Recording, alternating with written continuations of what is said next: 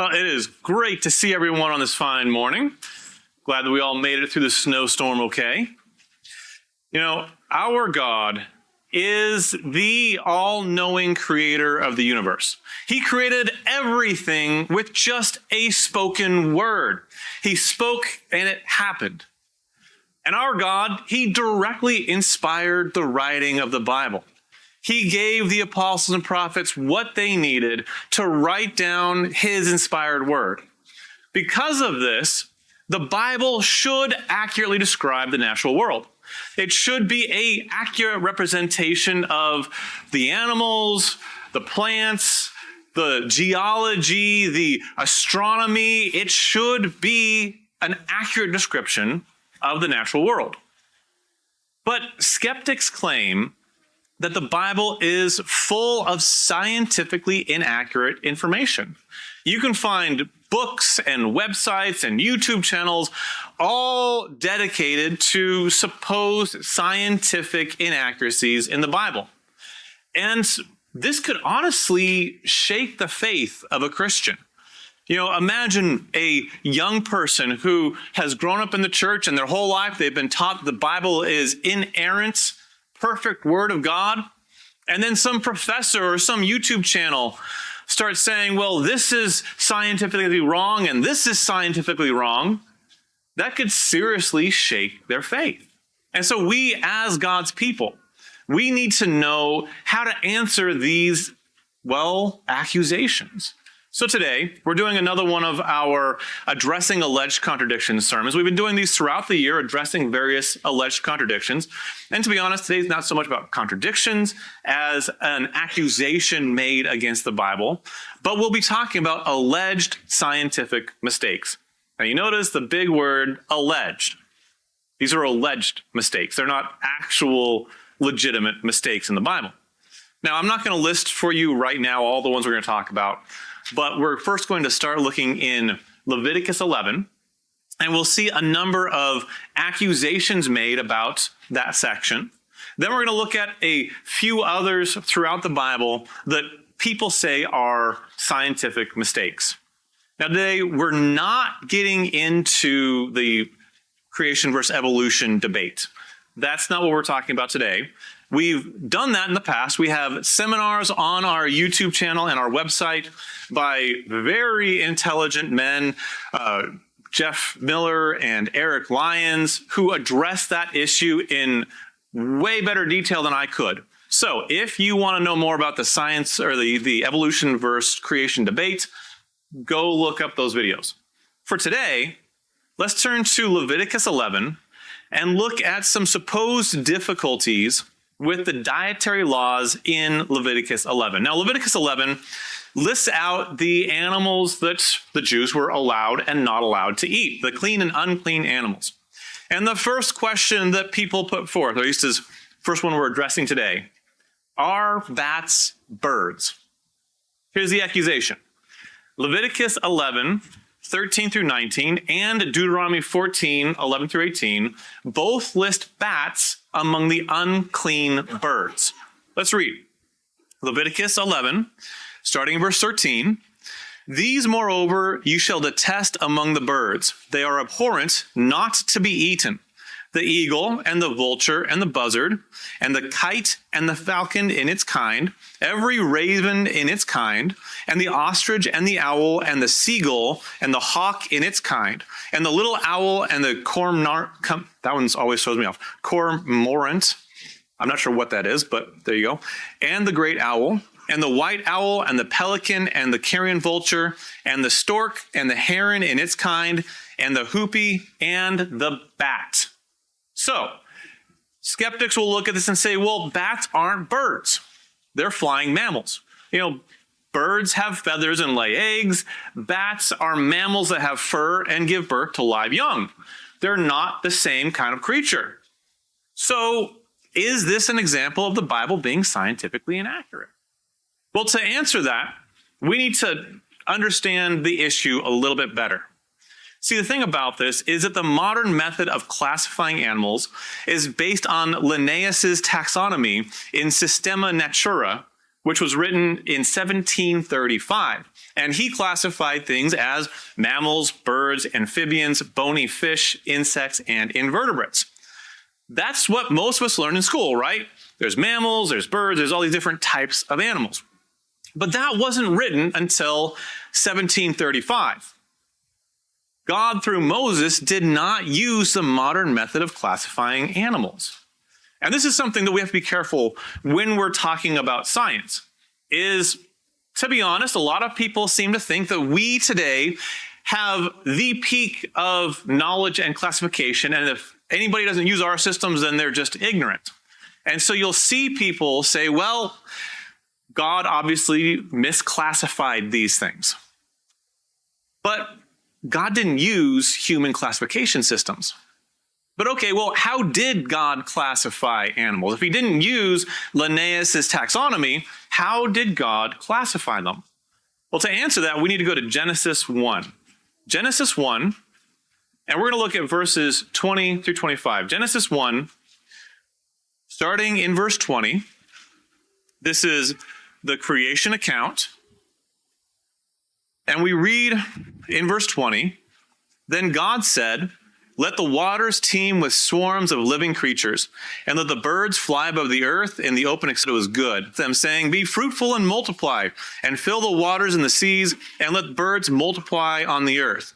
There was evening, and there was morning, the fifth day." So there on the fifth day, God first created water creatures. Now that's a really broad definition. That's everything from the microscopic little things all the way up to whales and water-dwelling dinosaurs. Everything that swarms in the water, everything that's in the water. And then flying creatures. Again, this goes from the little flying insects all the way up to things like eagles or flying dinosaurs. Everything that flies. We then see the next day, day 6. Verse 24, "Then God said, 'Let the earth bring forth living creatures after their kind, cattle and creeping things and beasts of the earth after their kind.' And it was so. God made the beasts of the earth after their kind, and the cattle after their kind, and everything that creeps on the ground after its kind. And God saw that it was good." So then we have land-dwelling creatures. Again, this goes everywhere from slugs up to, well, dinosaurs. Everything that dwells on the earth. That's how God split up the animals. And not coincidentally, Leviticus 11 divides the animals similarly. Verses 2 through 8 deal with land-dwelling creatures. Verses 9 through 12 deal with water creatures. Verses 13 through 19 deal with flying creatures. And then verses 20 through 23 deal with insects.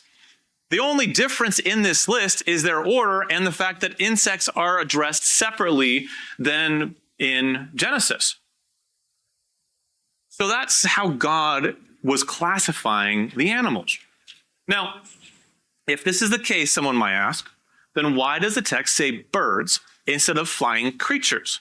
Because birds implies in our modern thinking, well, feathers and laying eggs. But flying creatures, it's a different classification. Well, I'm glad you asked. Because the Hebrew word that's translated bird means winged creature that can fly, both clean and unclean. And it's also applied to winged insects, i.e. winged creatures that can fly, both clean and unclean. The word literally means flying creature. It's just translated in our English Bibles as bird, well, to be a little bit easier for us to understand. So that Hebrew word for bird simply means any winged creature that can fly. Again, that's a pretty wide definition. But by that definition, bats are winged creatures that can fly. So they are in the correct list. They're in the list of animals that the Jews were told, don't eat these flying creatures. So there is no scientific mistake here. Okay. Well, now that leads us to another interesting question that skeptics bring up, and that is, are four-legged fowl real? Here's the accusation. Leviticus 11, verse 20, in the King James, states, "All fowls that creep going upon all fours shall be an abomination to you." Now notice that's in the King James. And the skeptics will be quick to point out, there are no birds that go on all fours. You don't have four-legged flying birds. So is this an example of the Bible being scientifically inaccurate? Well, again, understanding the issue, this is not a problem with God, but with the translators of the King James Version. You're going to see a theme here as we go through this, and this is one of the many problems I have with the King James only doctrine that some people ascribe to. Because the Hebrew literally means winged creeping things. So, winged creatures that creep on the ground. And most other translations say winged insects or flying insects. It's the King James that says fowl that go on four legs. Now, there's something interesting here. Skeptics will often pick the King James to pick on. And they'll say, oh, well, the Bible says that there are unicorns and four-legged birds and all these things. Well, the King James was a great translation for its time for what it was. But it wasn't the best translation ever. There are better translations that are more modern and have better translations of a lot of things.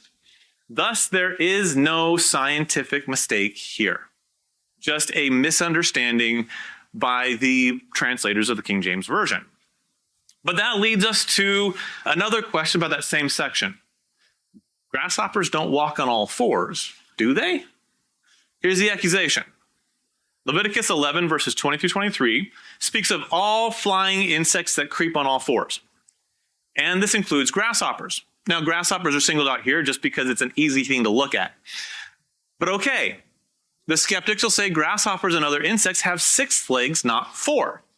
So the writer of this section must have been unobservant and not very smart to say that insects have 4 legs. And I mean, honestly, they ate grasshoppers.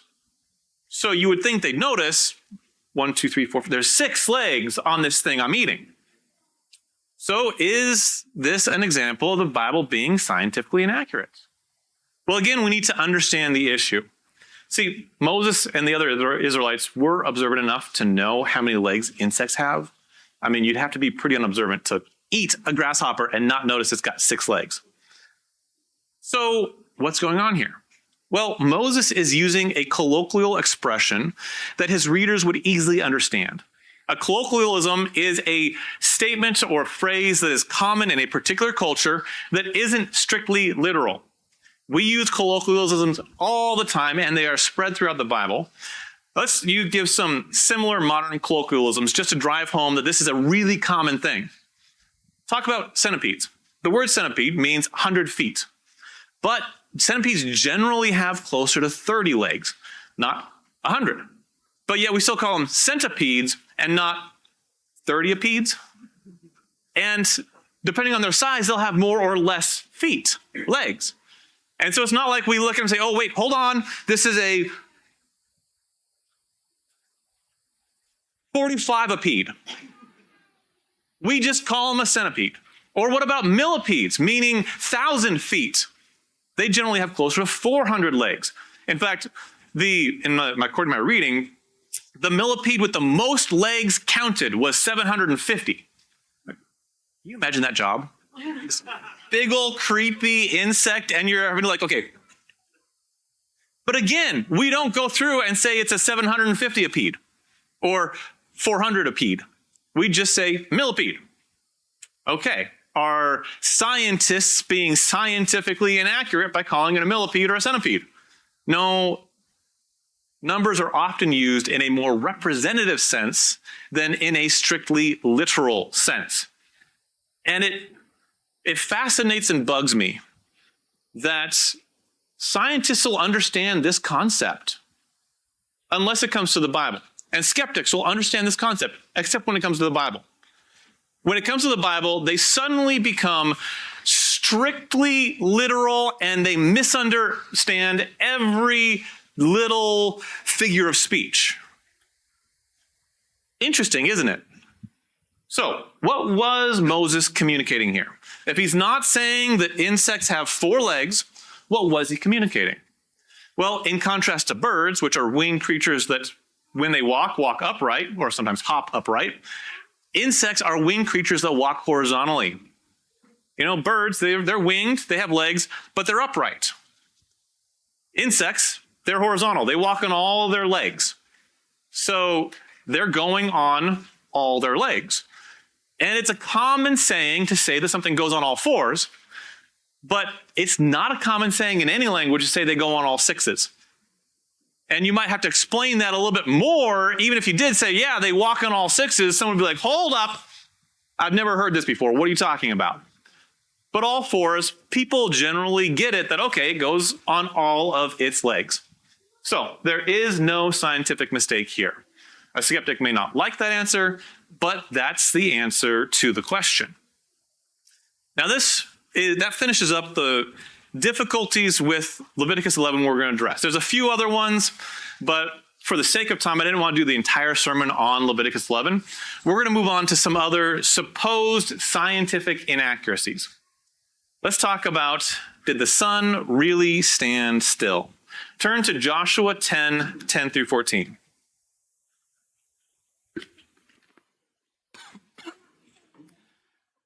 Sorry, I tried to breathe my water. Don't breathe the water. It's not good. All right, Joshua 10 through 14.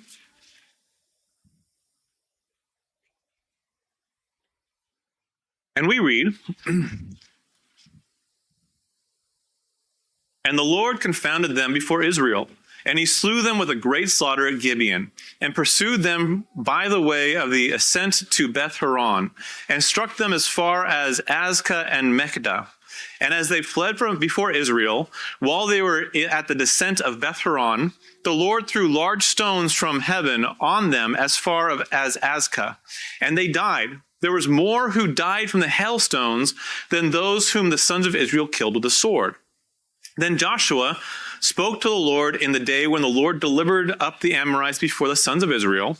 And he said in the sight of Israel, O sun, stand still at Gibeon, and O moon in the valley of Ajalon. The sun stood still, and the moon stopped, until the nation avenged themselves of their enemies. Is it not written in the book of Jashar? And the sun stopped in the middle of the sky, and did not hasten to go down for about a whole day. So there's our account. Summing it up, the Israelites are fighting the Amorites at Gibeon. Joshua prayed that the sun and moon stand still so they could finish defeating this enemy in that day. And God made the sun and moon stand still until the Israelites defeated their enemies. Now, that's a pretty cool account. But here's the accusation. The accusation is that the earth is moving around the sun and the moon is moving around the earth, and the sun and moon don't just stop. And skeptics will get a little bit enthusiastic. They might get a little dramatic and say, well, don't you know that if the earth stopped spinning, well, the oceans would continue spinning. And so you'd have tidal waves and tsunamis crashing over the coastline regions, and the wind, it would still be moving. And so you'd have hurricane force winds just ripping everything to shreds. And so they say, well, if God stopped the earth, there'd be these cataclysms. And so they'll say, well, this sounds more like folklore than fact. And this is a common accusation against the Bible. They'll say, oh, that's just fairy tales. It's folklore. It's like Zeus throwing down lightning bolts. It's just fairy tales, they say. So is this an example of the Bible being scientifically inaccurate?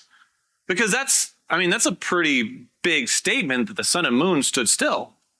Well, understanding the issue here, the issue is not an issue of science. It's an issue of God's miraculous power. Let's be clear, the Bible is not claiming that this is a natural event. It's not saying that this is just the way things work. This is God's miraculous power. And the infinite God who created the heavens and the earth could make the sun stop moving across the sky if he wanted to.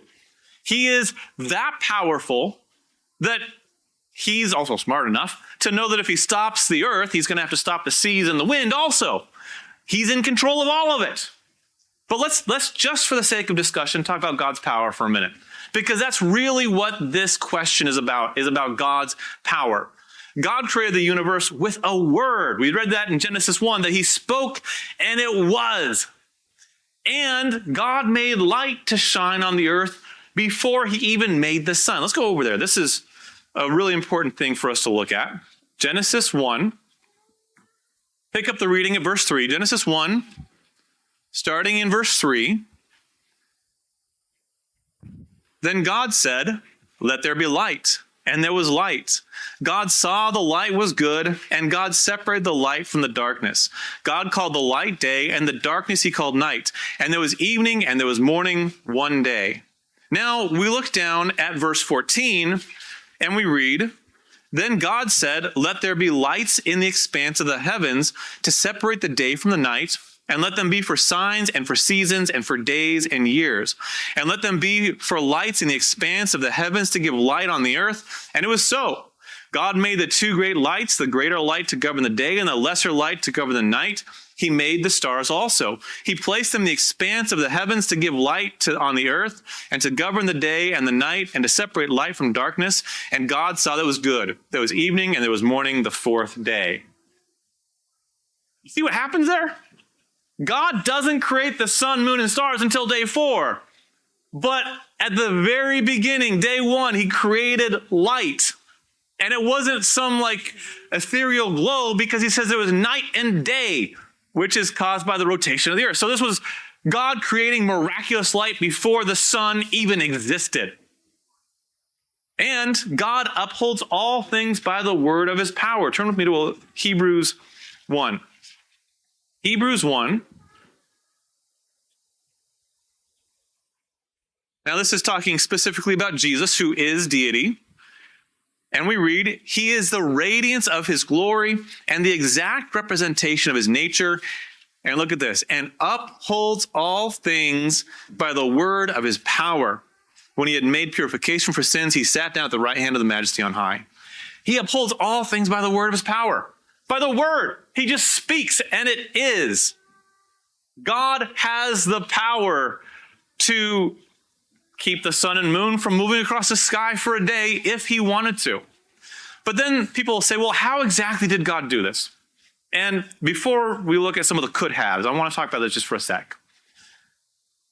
I've had this discussion with people over and over and over again. When we look at miracles, things that God has done that are outside the realm of natural possibility. And they'll say, well, how exactly did God do it? He's not beholden to explain it to me. I don't need to have a step-by-step scientific explanation how God did something miraculously. But okay, for the sake of discussion, God could have stopped the Earth's rotation for a time. Yeah, he absolutely could have. He's got the power. He could stop the Earth from spinning. He could have refracted the light so it appeared that the sun didn't move. There's an argument made by some people that you don't have an extra long day recorded in every society on Earth.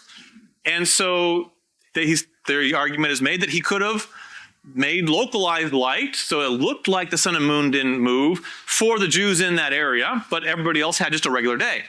Another one I ran across, I didn't have time to put on my PowerPoint, but another argument that's made is that God could have stopped time for everybody else on Earth except the people in that valley. And everybody else experienced a normal day, but in that valley, it was a twice as long day. Frankly, the Bible doesn't tell us how exactly God did it. Just that he is God, and he did. So there is no scientific mistake here, because this doesn't have to do with science. This has to do with God's miraculous power. Okay, let's talk about another one. This one's a really common one. Was Jonah swallowed by a fish or a whale? And this does fall in the category of a supposed contradiction. Here's the accusation. Jonah 1:17 says he was in the belly of a great fish. Let's look over at Jonah real quick. Jonah 1:17, "And the Lord appointed a great fish to swallow Jonah, and Jonah was in the stomach of the fish 3 days and 3 nights. However, they say in Matthew 12:40 in the King James, You notice that, right? In the King James, Jesus says Jonah was in a whale's belly. Now, the skeptics are quick to point out that whales and fish are different things. Whales are seagoing mammals. They birth live young. Fish, well, they lay eggs. They have scales. They're different creatures. And so the skeptics say, see, inaccurate and contradiction. Well, let's talk about understanding the issue here. This, again, is not a problem with Jesus, but with the translators of the King James. This is starting to be a bit of a theme, isn't it? The Hebrew in Jonah 1:17 simply means sea creatures. It's that word that means thing that lives in the sea. In the Greek word in Matthew 12:40 simply means large sea creature. It's a little bit more specific. Large sea creature instead of just sea creature. But you notice neither of these words is species specific. Neither of them is fish or whale. They're just sea creature. In fact, other translations say great fish or even sea monster. Okay. So people ask, what exactly did swallow Jonah? Well, it could have been any number of things. It could have been a whale or a fish. Those fit in the sea creature category. And there are whales that live in the Mediterranean, and there are fish that live in the Mediterranean. It could have been a dinosaur of some kind. That argument has been made, that it could be a sea-dwelling dinosaur. Or it could be a specially created creature made specifically for that event. Because people will be quick to point out that it's technically impossible for a human to survive in the belly of a fish or whale or whatever for 3 days. Now, this is a miraculous event. God could have used any of those to miraculously serve his purpose.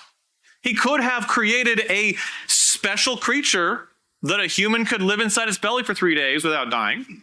He could have miraculously made it so that Jonah was submerged in water and not dying for 3 days. That'd be terrifying, but God could do that. God could put an air bubble in the stomach of a fish or a whale to make him survive. God has the power to do any of those things. What exactly he did, I can't say. I wasn't there. And the text just says he was swallowed by a sea monster. So there is no scientific mistake here.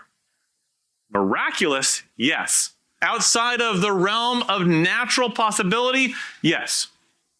But not a scientific mistake. And that leads us to the final supposed scientific mistake that I want to address today. And that is this: mustard seed, mistake, or misunderstanding. The context is Matthew 13, 31 through 32. Matthew 13, starting in verse 31.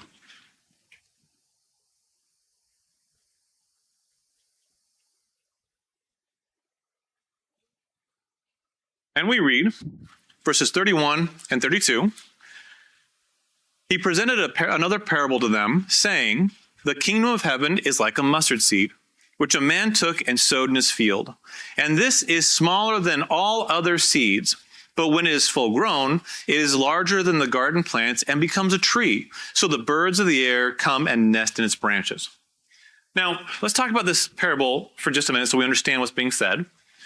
Jesus gives this parable saying the kingdom of heaven is like a mustard seed. Now, right off the bat, the point of this is not mustard seeds. The point of this is the kingdom of heaven. And he makes the point that a very small seed grows to a large plant. And he compares this to his kingdom, which will start small but grow to be massive. And you think about what happened with the church, that's exactly what happened.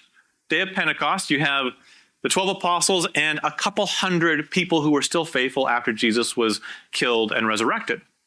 And then it very quickly grows to multiple thousands and is then spread across the entirety of the Roman world in about 30 years. Talk about rapid growth. So this is an amazing parable that's also a prophecy about how the church would grow. Okay, but here's the accusation. The accusation. Jesus says that the mustard seed is smaller than all other seeds. All of them. But there are other seeds that are much smaller than a mustard seed. If you ever planted flowers, flower seeds are often much smaller than a mustard seed. And so skeptics will say, well, if Jesus is deity, he should have known that. Rather than saying that it's smaller than all other seeds, he should have said something like, it's really little. Well, let's talk about understanding the issue here. This is another example of a colloquialism mixed with hyperbole. Now, colloquialism we've already discussed. It's a saying that people would understand regionally that isn't necessarily strictly literal. And hyperbole, Jesus used hyperbole a lot, which is intentional exaggeration to make a point. You know, Jesus talked about if your right hand makes you stumble, cut it off and throw it from you. He didn't literally mean cut your hand off. He's using hyperbole. So we use very similar colloquialisms with hyperbole all the time today. You know, someone might say, it's raining cats and dogs to refer to heavy rain. Now imagine for a minute. Some archaeologist in 2,000 years finds a document that says the weather was so bad it was raining cats and dogs. They might say, oh, well, there was some astronomical event where, you know, a dog pound was scooped up and then all the... Or they might say, well, these ancients didn't know anything. Cats and dogs don't fall from the sky. Well, we understand it's not to do with cats and dogs. There's no cats or dogs in this equation. It's just raining a lot. Or we might say, well, I'm burning up in a heat wave. Are you literally combusting? No. Again, think of an archaeologist in 2,000 years. It was so hot back then, people would spontaneously combust. And they could talk because they wrote it down and said, we're burning up. We know that this is hyperbole. We know that this is a colloquialism.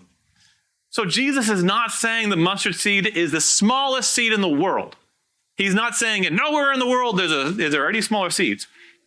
The mustard seed was just the smallest seed his listeners would regularly sow. In Judea, they planted a lot of different crops. And of the commonly planted crops, the mustard seed had the smallest seed. It also grew to be one of the biggest crops. It was very tall, big enough that birds could land in it. Now, wheat, by comparison, has a seed that is 4 or 5 times larger than a mustard seed, but only grows to like 5-ish feet. So it's a bigger seed that grows to a smaller plant. So the mustard seed was the smallest seed his listeners would regularly sow. Also, in Palestine, mustard seeds were used comparatively when talking about small things. Jesus said over in Matthew 17:20, you need to have faith like a mustard seed. And again, talking about that small faith that grows very quickly. So he's using it comparatively. He's not making a scientific statement that the mustard seed is the smallest one in the world. Thus, there is no scientific mistake here. Now you notice a theme as we've gone through these alleged scientific mistakes.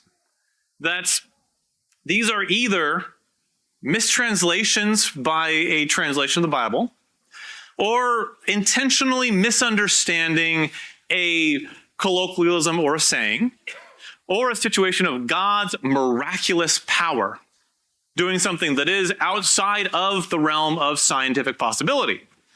And there are way more supposed scientific mistakes we could look at throughout the Bible. Like I said, you can find entire books dedicated to the topic. And all of them land in one of those categories. A miracle that people are saying, well, that doesn't naturally happen. You're right, it's called a miracle for a reason. Or a misunderstanding based on a translation, or a situation where they're intentionally mistaking a colloquialism or non-literal saying. So, with these alleged scientific mistakes, if you come across them, and you will, you'll have people who will come at you and make accusations about the Bible. Don't just believe them hook, line, and sinker. My friends, let's devote the time to study out these supposed contradictions so they don't shake our faith. There is always an answer. And even if you don't have the answer at the moment, there is always an answer. So I encourage you, let's devote the time so that our faith doesn't get shaken. Now today, as we're wrapping up our sermon time, quite possibly you have a need. Maybe there's some life struggle you're facing that you need the prayers and support of the congregation. Maybe there's been some supposed scientific issue or issue with the wording of the Bible that has shaken your faith, and you need your faith shored up and strengthened. Maybe there's a sin issue in your life, and you know you need to fix it. We, as the church, want to be here for you. When we have our invitation song, I encourage you to come up to the front. One of the elders will come speak with you. And quite possibly you're with us and you are ready to become a Christian, ready to put Christ on in baptism, or simply want to learn more about what it is to be a Christian. We want to help you. We want to facilitate that. So if you have a need, whatever your need may be, please let it be known as Richard leads us in this invitation song. Thank you for watching. For a deeper study of God's Word, contact us through our website in the description of this video. Lakes Region Church of Christ invites you and your family to Bible classes for all ages on Sunday morning, and join us for worship. We also offer other scheduled Bible classes. See you soon.